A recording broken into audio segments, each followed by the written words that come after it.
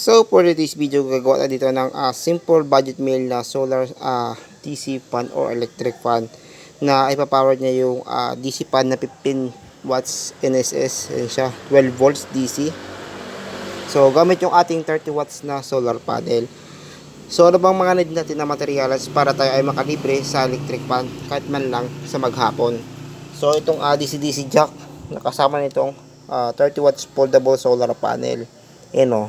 So saksak mo siya dyan sa DC nya, dito sa DC input. Ito ay sasaksak mo dito sa dulo ng DC fan. Ayan o.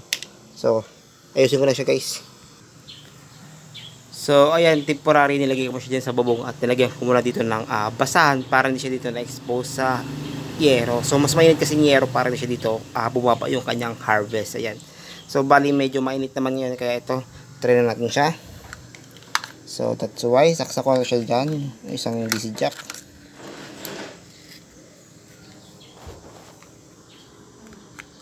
Ayan, so nakasaksak natin DC input. Tapos yung doon ito, pa-plug in mo yun sa DC fan. So disclaimer pala, guys, ito ay minodify ko na siya. So nilagyan ko siya dito ng another switch at another DC jack, or male to female siya. So para plug and play na lang siya, kasi pag bibili ka lang nito, guys, mapasiling man na DC yan or na clip pan yan, is clip pan siya, naka-clip siya, alligator clip yung kasama niya. So minodify ko siya into barrel jack. So plug and play mo lang siya dyan ng ganyan. So switch mo siya. Ayan o. So gumagana na siya, guys. So ibig sabihin, pwede ka dito mag-electric fan sa maghapon gamit yung ating foldable solar panel. So wala pong ibang anumang pangdarayan na ginagawa ko para lang may pakita sa inyo na gumagana siya.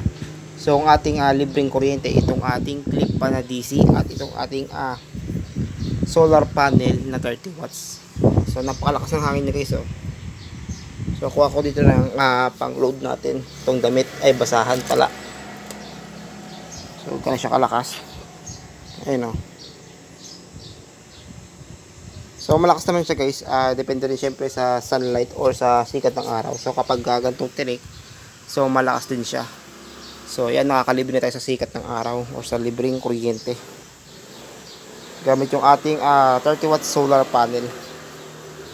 Yan. So yun lang, guys. Okay, salamat.